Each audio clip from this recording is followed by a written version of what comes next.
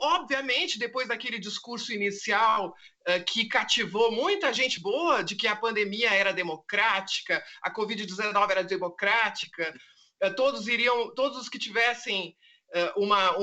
um caso grave corriam risco de ter óbito. A gente já lá no início já lembrava Albert Camus, né, dizendo, em primeiro lugar, essa igualdade na morte nós não queremos, nós queremos igualdade na vida. E segundo, não existe igualdade na morte, coisa nenhuma. Agora, o Amazonas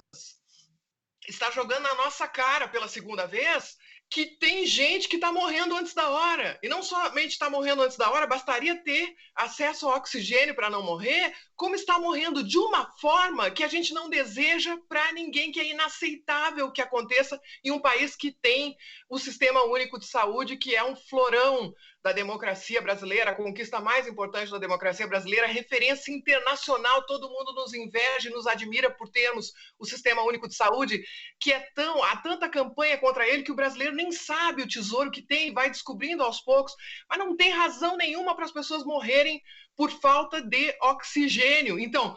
não somente esse caso de Manaus, e que também se reproduz em outras cidades do interior do Amazonas e do Pará agora, mas o Brasil tem mais de 200 mil mortos. Quer dizer, tem gente morrendo por asfixia, tem gente morrendo na rua antes de chegar ao atendimento, tem gente que está morrendo de Covid e a gente nem sabe. Então, que história é essa de que nós somos iguais na morte? Enquanto tem governantes de estados e que sofrem um momento gravíssimo da pandemia, que estão aqui nos hospitais do Sudeste com excelente hotelaria, falando contra a medida quarentenária, falando contra o uso de máscaras, né? Então, que história é essa de democracia e de igualdade diante da pandemia? Então,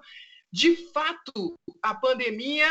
em países que tiveram respostas infames, como está tendo o Brasil, é claro que ela acelera essa diferença entre os valores das vidas e são as populações mais vulneráveis, as mais atingidas, não há dúvida sobre isso, os estudos proliferam nesse sentido,